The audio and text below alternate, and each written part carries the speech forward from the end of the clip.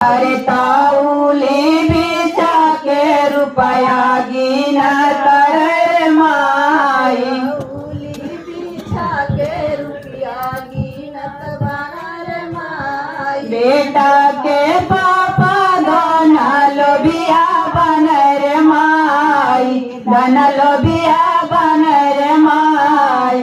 अरे रुपया के कारण बेटा बेचा तनर माई। यहाँ के पापा रोईता चोरवा हमर माई, लूटेरवा हमर माई।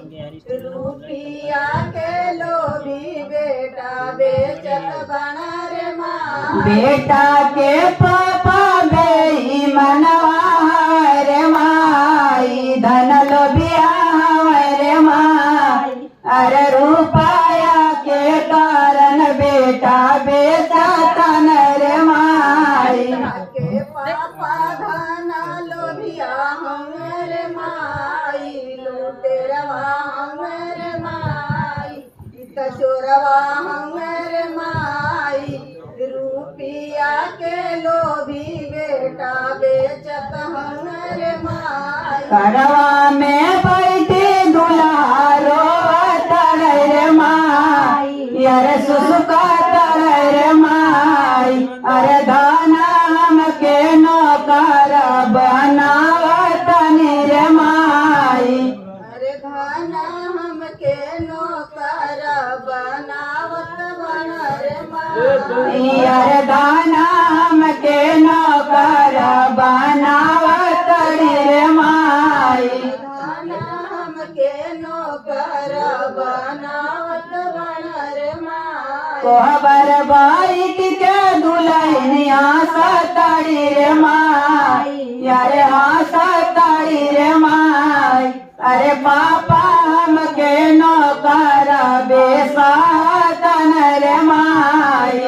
बैठ के बेटी हंस तड़ी रे माई, अरे हंस तड़ी रे माई। पापा हमके नौकर बेसात बनर माई। अरे पापा हमके नौकर बेसा तनर माई। हमके नौकर बेसात बनर माई। बेटी के चाचा धन सेठवा बनर माई, धन सेठवा बनर माई। अरे ताऊले पीछा के मोहर गिन तनर माई। ताऊली बिछा के रुपया देत बनर माई। अरे ताऊले पीछा के रुपया गिन तनर माई। ताऊली बिछा के रुपया देत बनर माई। बेटा के चाचा धन लोभिया बनर माई, धन लोभिया बनर माई। अरे रुपया के कारण बेटा बेचा तनर माई। पापा लोभिया हमर माई, लालचिया हमर माई। गमछा बेचा के रुपया लूट तनर माई। अरे गमछा बेचा के रुपया लूट तनर माई। गमछा बिछा के रुपया लूट तनर माई। कोबर बाइक के दुल्हनिया सताड़ी रे माई, अरे सताड़ी रे माई।